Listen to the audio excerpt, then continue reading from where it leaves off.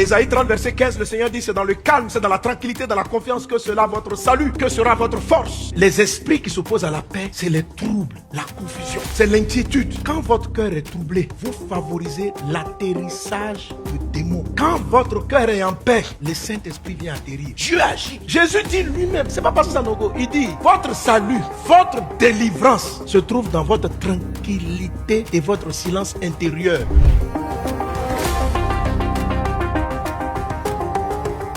Dans la manière dont Dieu se manifeste même dans la vie des personnes, il y a certaines dispositions qui doivent arriver en premier. Quand je dis disposition, je veux dire disposition d'esprit. Ça veut dire ton esprit doit avoir certaines dispositions. Le psalmiste dans le psaume 51 dit ceci: crée en moi un cœur pur. Ça c'est la pureté du cœur. Et puis il dit renouvelle en moi un esprit bien disposé. Les dispositions d'esprit, l'esprit, ça veut dire les pensées doivent constamment être renouvelées dans de bonnes dispositions. Il y a des dispositions de cœur et il y en a 3 en particulier qui précèdent de grands miracles et les interventions de Dieu dans la vie des hommes. Que ces 3 dispositions d'esprit-là soient ton partage dans le nom de Jésus. Alors, les 3 dispositions d'esprit qui vont précéder les choses surnaturelles dans ta vie sont la paix. Ton esprit doit être en paix. Ce qu'on appelle la paix intérieure. Ton esprit doit être en paix. Que la paix de Dieu soit ton partage. Que la paix du Seigneur soit ton partage. C'est celle-là dont Jésus dit, je vous laisse ma paix. Lorsque Dieu va délivrer Israël de Pharaon, nous sommes en Exode chapitre 14, verset 14. Il dit ceci: aujourd'hui l'Éternel combattra pour vous et vous gardez le silence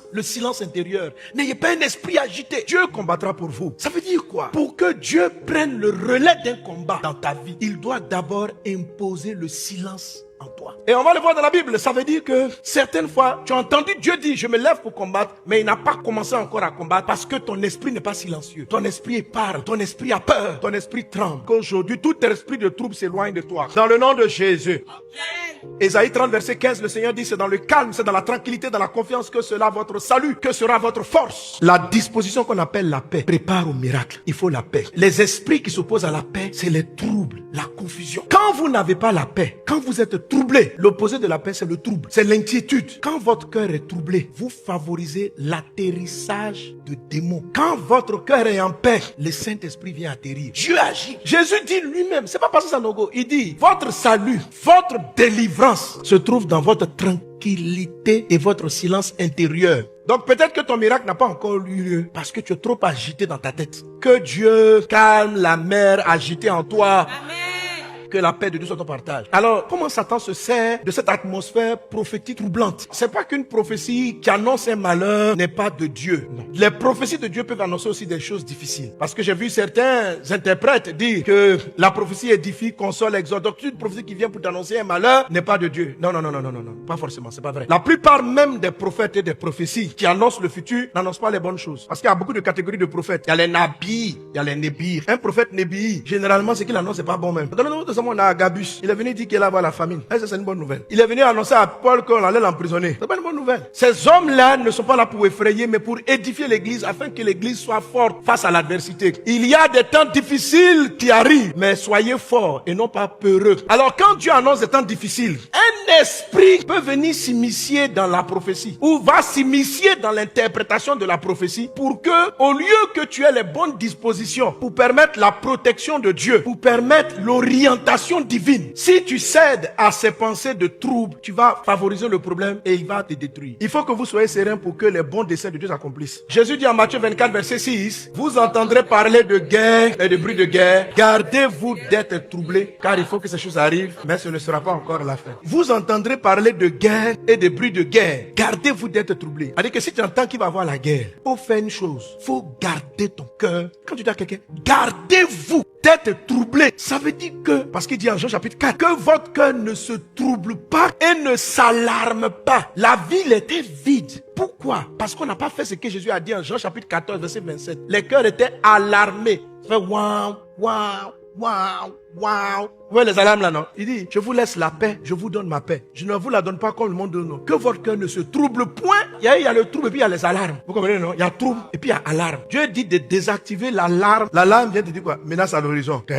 Menace à l'horizon. Menace à l'horizon. Dieu dit, la paix de Dieu doit éteindre les alarmes dans le cœur. Que votre cœur ne se trouble pas. Quelqu'un va dire, non, parce que je ne suis pas troublé. On a vu alarme quand même. Que ton cœur ne s'alarme point. Il y a une différence entre alarme et puis réveil. Quand dans ton téléphone, tu mets le réveil, c'est pour te réveiller. Ça, c'est une bonne chose. Mais l'alarme, c'est pour t'avertir d'un danger. Donc, quand dans ta voiture, il manque de l'huile ou quelque chose, il y a l'alarme qui se lève. Tin, tin, un point rouge. Pip, pip. Un danger te guette. Dieu dit d'être serein.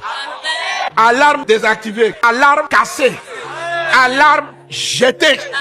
En Côte d'Ivoire ici, dès qu'on dit élection, il y a une alarme. Tendant, jour moins 30, jour moins 25. C'est-à-dire que quand on approche du 25 octobre là, déjà les gens sont traumatisés par l'histoire du pays. Tu vas dans un pays comme la France, et puis tu dis, je vois, le pays sera embrouillé. Les Français vont te regarder, ils disent quoi? Parce que depuis la Deuxième Guerre mondiale, ils savent pas de quoi tu parles. Nous, la plupart, on a vécu ça en live. Donc on a mené des alarmes dans nos cœurs. On les a activées. Quand la période de l'élection arrive, faut te réveiller. Tu as compris? Parce que Côte d'Ivoire, élection égale problème. Mais cela n'aura plus lieu dans le nom de Jésus.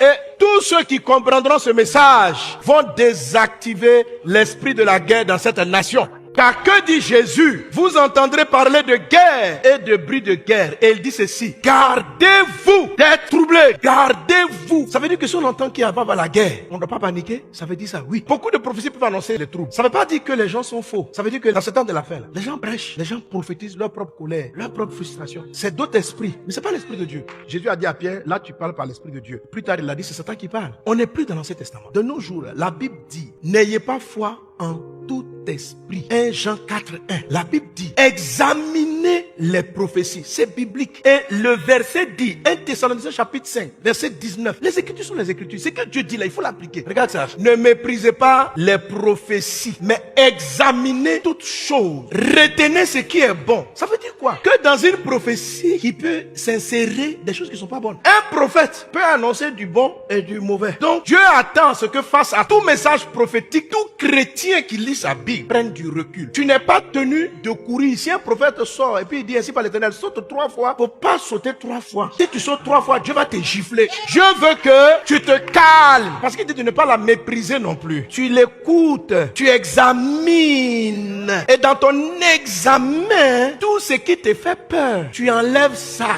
Parce que tant que tu as peur, tu ne peux pas entendre ce que Dieu dit. Tout ce qui est bon, est-ce que la peur est bonne? Non. Alors quand la Bible a fini de vous dire ça, pourquoi nous voulons faire autre chose? Quelqu'un se lève. Yeah, tu m'as parlé. On dit oui, Dieu t'a dit quoi? Aujourd'hui, levez-vous tous à 2h30. Toi aussi tu te lèves. C'est que Dieu n'aime pas ton réveil. Parce que tu n'as pas pris le temps d'analyser. Tu n'as pas pris du recul. Dieu apprécie ceux qui prennent du recul et qui disent Saint-Esprit. Quelqu'un dit de ta part que tu veux que je me réveille à 3h33. Est-ce que cela vient de toi? Si ça vient de toi, donne-moi la paix. Si ça vient pas de toi, à 3h33 même je n'ai qu'à dormir. Alors, derrière certaines prophéties se cachent des esprits de peur. La prophétie peut être juste, mais derrière, il faut que toi, quand tu écoutes la prophétie, tu prennes du recul et tu enlèves l'ingrédient peur, tu enlèves l'ingrédient inquiétude pour commencer à entendre Dieu. Tant que tu as peur, tu peux pas discerner le vrai du faux. Alors, tu examines et tu retiens ce qui est bon. Quelle est la menace si je suis troublé quand j'entends qu'il y a des bruits de guerre? Ce qui peut arriver, c'est que le bruit ne sera plus un bruit. Ça va devenir une réalité. Avant, c'était juste un son. Jésus n'a pas dit vous allez avoir la guerre. Il dit vous allez entendre. On n'a pas dit on va tirer sur vous. Il dit vous allez entendre. On n'a pas dit que la guerre est dans ta maison. On dit tu vas entendre parler de la guerre et tu vas entendre des bruits. Mais il faut te garder d'être troublé. Qu'est-ce qu'il est en train de dire? Ce bruit-là, si ton cœur est troublé, le bruit ne sera plus un bruit. Ça va devenir une réalité. Si vous ne gardez pas votre cœur pendant qu'on vous annonce une guerre et que tu es troublé, ton trouble appelle la guerre. La guerre sera plus un bruit. La guerre va rentrer dans ta maison. Si une prophétie annonce un malheur et que tu as peur, le malheur ne sera plus un bruit du prophète. Le malheur sera une réalité. La peur attire le mal. Donc, fais en sorte que tu n'aies pas peur pour que